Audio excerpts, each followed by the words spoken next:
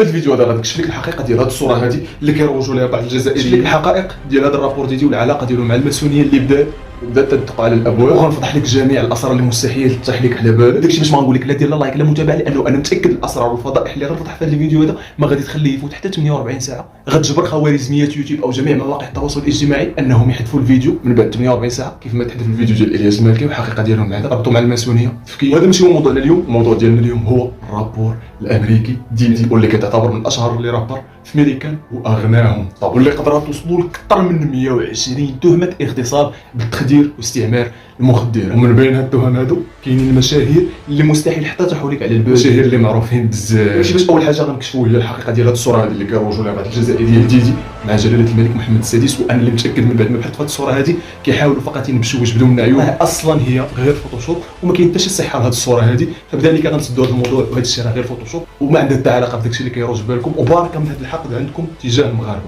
ماشي الكل وانما البعض. رجعوا لديدي ديال ذلك، تبع معايا الفيديو حتى الاخر ولا غندير لك ديال هذا حاليا اللي لقاو القبض عليه، ومن بعد ما داهموا المنزل ديالو لقاو اكثر من 1000 قرعه ديال الزيت ديال جونسون للاطفال.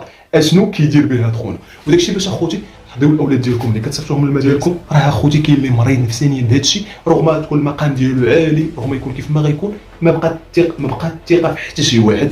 والله يدينا شي تاويل الخير يا رب. وداكشي باش غنقول لكم جميع التهم اللي اكتشفات على خونا راه حقيقيه، ما كاين لا كذوب لا والو، وخونا مريض بهذا الشيء. فعل نهايه فعل الله سبحانه وتعالى ما كيخلي حتى شي حاجه بلا. داكشي باش كانت هذه هي الحقيقه ديال خونا. نهايه الفيديو هذا بارطاجي الفيديو مع كاع الناس باش تعرف هذه الحقيقه هذه وتستافد من هذه الفضيحه اللي وقعت، وتوعي ولادها. بارطاجي معهم، الله يدير شي تاويل الخير، ما بقى ما يعجب في هذه البلاد نيت.